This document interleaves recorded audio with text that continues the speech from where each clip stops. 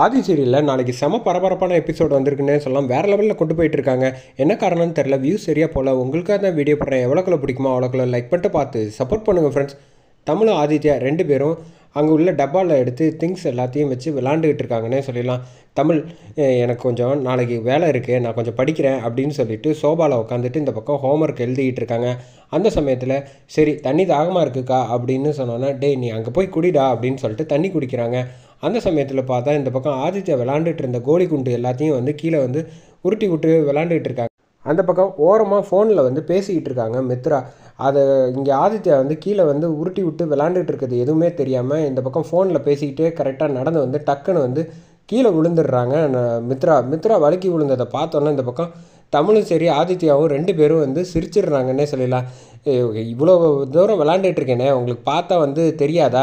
எப்போ பார்த்தாலும் ஃபோன்லேயே பேசிக்கிட்டே வந்தால் எப்படி தெரியும்? கீழே குனிஞ்சு பார்த்து வர வேணாமா அப்படின்னு சொல்லி இந்த பக்கம் ஆதித்யா வந்து மித்ராவை பார்த்து கிண்டல் பண்ணோன்னே, என்ன நினச்சிக்கிட்டு இருக்க? நீ மாட்டுக்கு இஷ்டத்துக்கு என்கிட்ட பேசிக்கிட்டு இருக்க, நீ இருக்கிறது என்னோட இடத்துல, அதை முதல்ல தெரிஞ்சுக்க அப்படின்னு சொன்னோன்னே, சும்மா நிப்பாட்டுங்க, இது ஒன்றும் உங்களோட இடம் கிடையாது, எங்கள் அப்பா வீடு அப்படிங்கிற மாதிரி வந்து சொன்னோன்னா இந்த பக்கம் கரெக்டாக வந்து தமிழ் வேகமாக வந்துடுறாங்க. வந்துட்டு இருங்க, அவன் ஏதோ சின்ன பையன் ஏதோ தெரியாமல் பேசுகிறான், ஆமாம் பெரிய மனுஷி வந்துட்டா அப்படின்னு சொல்லிட்டு பட்டுன்னு அடிச்சிடுறாங்கன்னே சொல்லிடலாம். இந்த பக்கம் தமிழை அடித்தோன்னே, இங்கே பாரு, இன்னொரு தடவை ஏன் சம்மந்தப்பட்ட ஏதாவது ஒரு பொருள் நான் வந்து ஒவ்வொரு பொருளாக வந்து ஒவ்வொரு இடத்துலேருந்து ஆசையாக வாங்கி வச்சுருந்தா அதோட விலை மதிப்பு என்ன ஏதுன்னு உங்களுக்கு தெரியாமல் நீங்கள் மாட்டும் உங்கள் வீட்டில் வச்சுக்கிட்டு இஷ்டத்துக்கு வந்து விளாண்டுட்டு இருக்குது. என்னுடைய பொருளோ என்னோட சம்மந்தப்பட்டவங்க கிட்ட நீங்கள் பேசுகிறத பார்த்தேன், தொலைச்சி அப்படின்னு சொல்லி இந்த பக்கம் கண்ணாப்பண்ணான்னு மித்ரா சத்தம் போட்டுட்டு போயிடுறாங்க.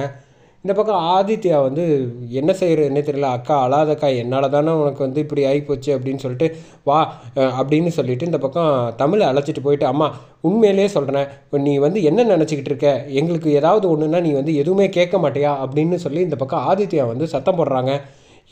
ஏன் இப்படிலாம் பேசிகிட்டு இருக்கேன், நான் வாழ்கிறதே உங்கள் ரெண்டு பேருக்காக தான் அப்படின்னு ஒன்று, சும்மா பேசாத அப்படின்னா இப்போ பாரு அக்காவை வந்து என்ன தைரியத்தில் வந்து அந்த மித்ரா அடிச்சுட்டு போகிறா, அப்படி இருக்கப்ப நீ எதுவும் கேட்க மாட்டியா அப்படின்னு. என்னது மித்ரா அடித்தாளா அப்படின்னு சொன்னோன்னா, ஆமாம்மா அப்படின்னு. எதுக்காக அப்படின்னப்ப, இல்லை இங்கே ஆதித்யா விளாண்டுட்டு இருந்தப்போ இந்த பக்கம் அவங்க கவனிக்காமல் ஃபோன் பேசிக்கிட்டே வந்து கீழே விழுந்துட்டாங்க இதில் காலை வச்சு, அதனால தான் அந்த கோவத்துக்கு அவனை திட்ட போனாங்களாம், நான் தான் தடுத்தேன், அதுக்காக என்னை வந்து என் சம்மந்தப்பட்டது எதையுமே எடுக்கக்கூடாதுன்னு சொல்லி என்னை அடிச்சிட்டாங்கம்மா அப்படின்றப்ப, விடு நீ முதல்ல வா அப்படின்னு சொல்லிட்டு என் கையை பிடிச்சி அழைச்சிட்டு வராங்க.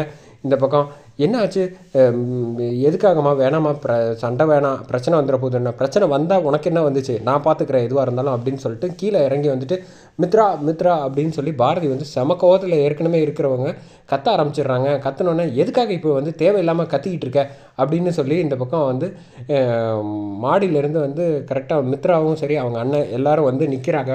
அந்த சமயத்தில் என்ன நினச்சிட்டு இருக்கேன், நானும் போனால் போகுது வந்து தேவையில்லாமல் தலையிடக்கூடாது, பொறுமையாக இருந்தால் நீ ரொம்ப ஓவராக போயிட்டுருக்க அப்படின்னு சொல்லி மித்ராவை பார்த்து கேட்டோன்னே, என்ன வார்த்தையெல்லாம் ரொம்ப ஓவராக வருது அப்படின்னு சொன்னால், வார்த்தை மட்டும் வராது கையும் நீளும் சொல்லிட்டு பலார்னு அடிச்சிடுறாங்க.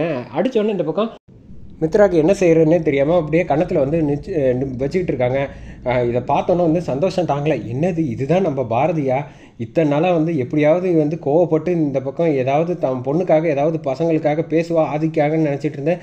பழையபடி வந்து இப்போ பாரதி வந்து பேக் டு ஃபார்ம் ஆகிட்டா போலையே.